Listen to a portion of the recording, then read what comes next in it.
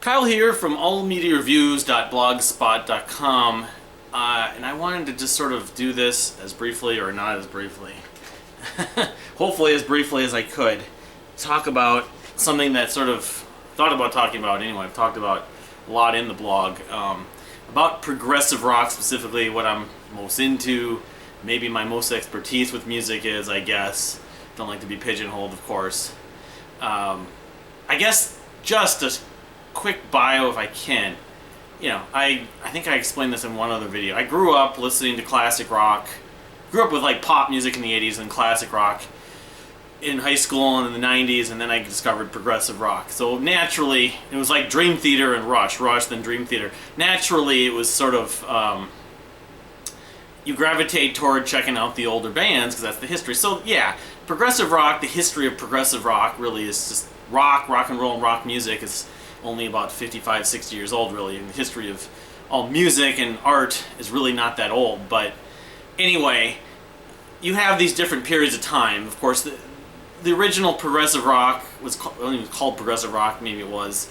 You have like the sort of big 5, 6, 7, 8 bands, mainly, or artists and bands. You had some other individual artists like Frank Zappa, but people know the usual names that I've done videos from. Everyone's done videos of your Yes, your Genesis, your Rush, your Pink Floyd. Those are probably the 4 biggest. After that, it's a little bit gray, but a lot of people put Emerson, Lake and Palmer, Jethro Tull, and then you got kind of some vague bands that are sort of diving into it, like Queen certainly did some of it. Even Led Zeppelin did some of it. You have some of the lesser known artists that were certainly of that era, like Gentle Giant and Van der Graaf Generator and Camel, and some of the Canterbury bands, maybe the most well-known. I forgot to mention King Crimson, which among the big 4, they're probably the 5th in terms of like sort of cult status. But related, I always think of Soft Machine, one of the Canterbury bands.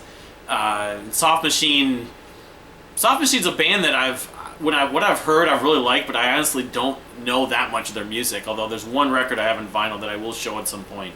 Their third, actually I think I have a couple of the records, but the third album is the one I really love from them. Anyway, yeah, and then you had some of the bands like Styx and Kansas especially, and Supertramp, they're from the UK, ELO, also from the UK, 10cc, who were kind of diving sort of into prog and pop, power pop.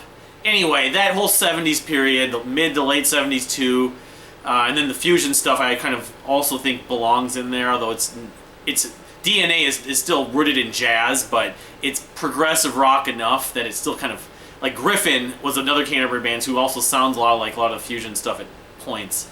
Bands like Return to Forever, Mahavishnu Orchestra, Weather Report, Brand X, and then some of the solo artists, Pat Metheny being probably my favorite, and then like Al Di Meola has his solo career.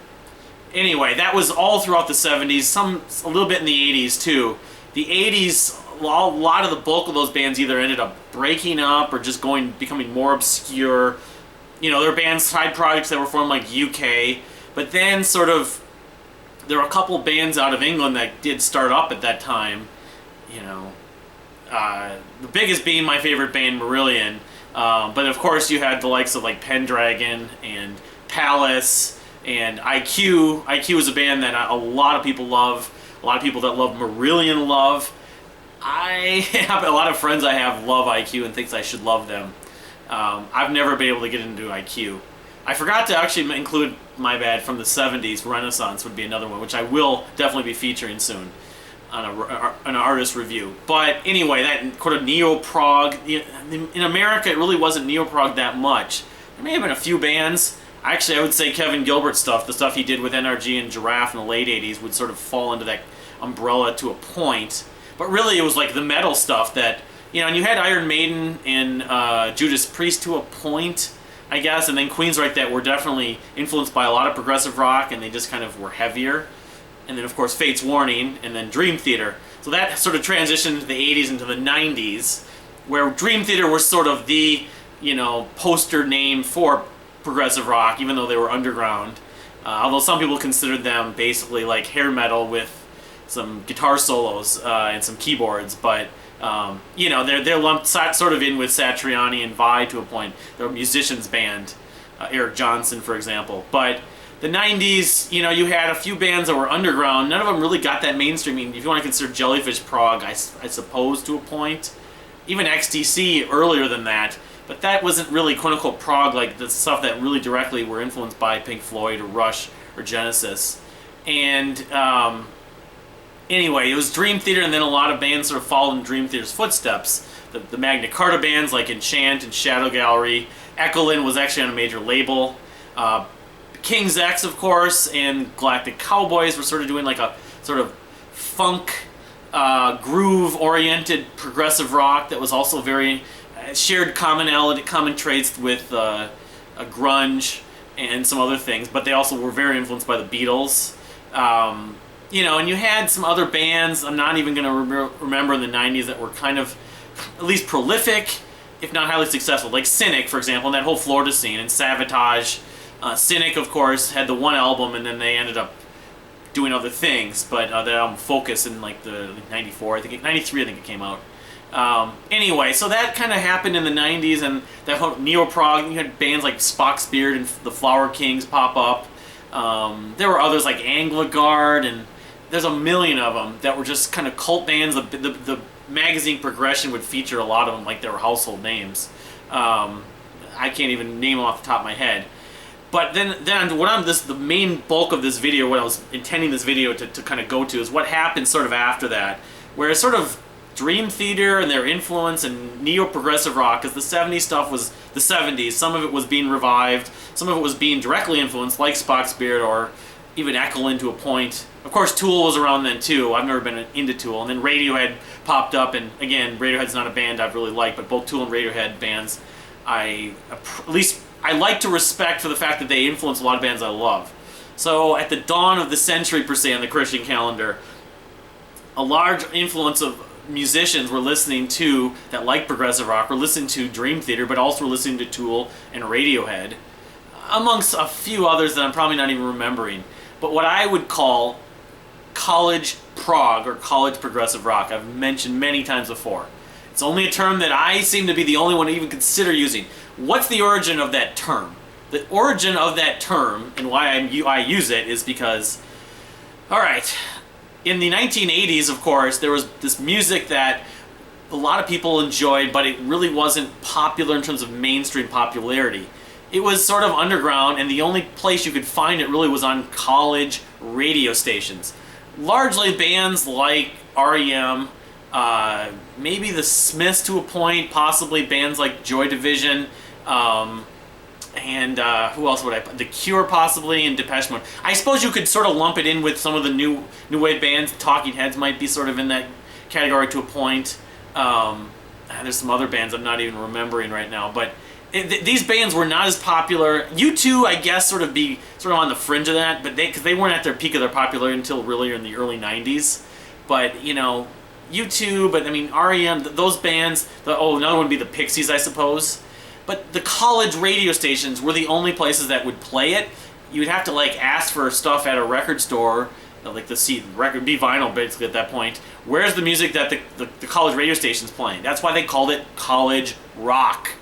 So, what I say, and I say that demographic of people, the sort of hipster, it wasn't called hipsters back then, just the sort of counterculture cool people that were just very snide and arrogant and kind of, you know, narcissistic and full of themselves and believing that, you know, they have the best taste and your taste sucks.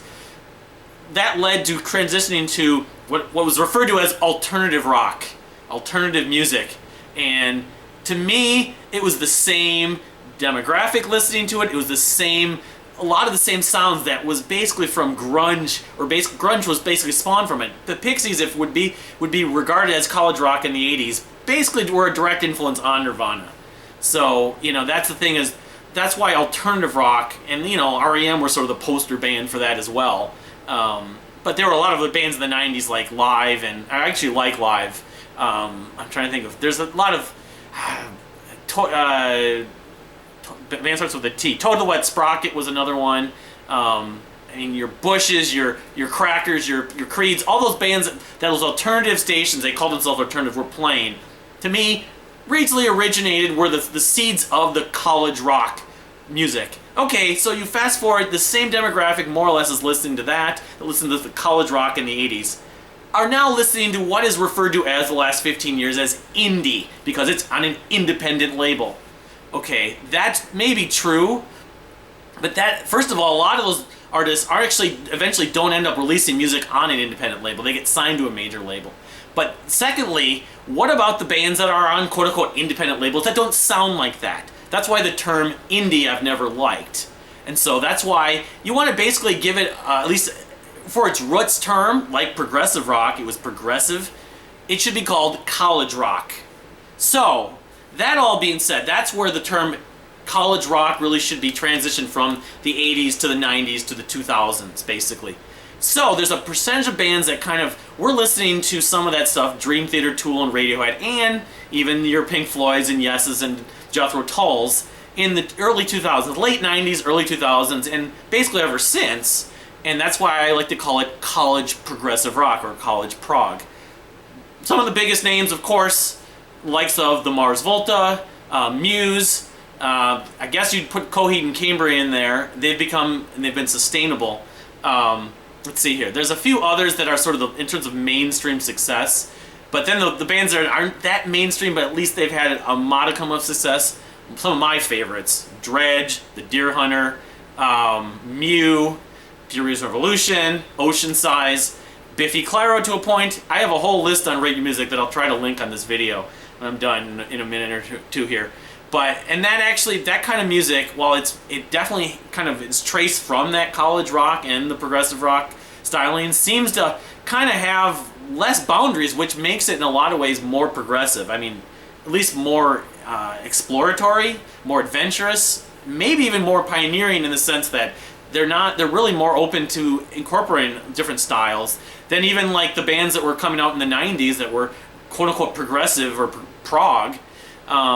And I guess part of it is a lot of those bands are sort of new, and they have a lot of good song ideas, so that's why a lot of that music sounds better to me than a lot of the stuff that's being made. It's referred to as progressive rock or progressive metal. And that's at least one reason why it's become maybe my favorite music of the last 10 years. It might ultimately become my favorite music. In fact, I'm doing this epic list that I'm still working on, laboring away. It's not going to have a lot of writing just in terms of each individual album, but I'm trying to make basically a mother of all albums list on my blog. And using my Rate Your Music collection, I may have to add some stuff in that I don't have rated. It's going to be over 1,000 albums, and I would say the large majority of it, probably half, maybe closer to 2/3, it's going to be albums that came out the last 15, 16, basically since the dawn of the turn of the century on the Christian calendar.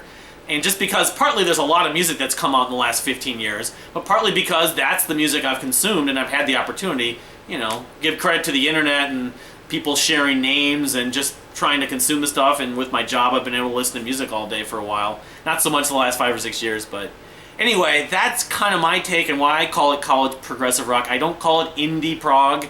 I don't call it new prog, N-E-W or N-U prog. Some people do. That's fine. There was a thing on Wikipedia a number of years ago. Then it got lumped in with progressive rock, which kind of hurt its name, but it's still kind of used once in a while. But it's just kind of thing. There's just still a lot of it being made. I think there was more of it. Its peak was probably around 2007, 2008, 2009, because the last 5-10 years it seems like it's sort of been more spotty. Or it's been my taste. It seems like bands that are kind of doing it, like math rock and post rock, that kind of stuff, which sort of falls within it, have seemed to be derivative to a point, and I don't know. I guess that's my own taste. I guess if I was 10 years younger and hadn't heard a lot of music up to this point, maybe I might feel differently about the stuff the last 10 years, the last 5 years at least. But still, if I'm putting a list of 40, 50, 60, 70 albums that I at least checked out every year, that means at least there's still a lot of it that's coming out that's good. So anyway, thanks for watching. Please comment, subscribe. What's your take on new prog, indie rock versus the whole semantical debate? Everyone's got their own term for everything, of course. But what's your take on that? And if you really want to check out some of this stuff, please ask me about a band, or if you have suggestions for me, I certainly want to check it out. Thanks for watching.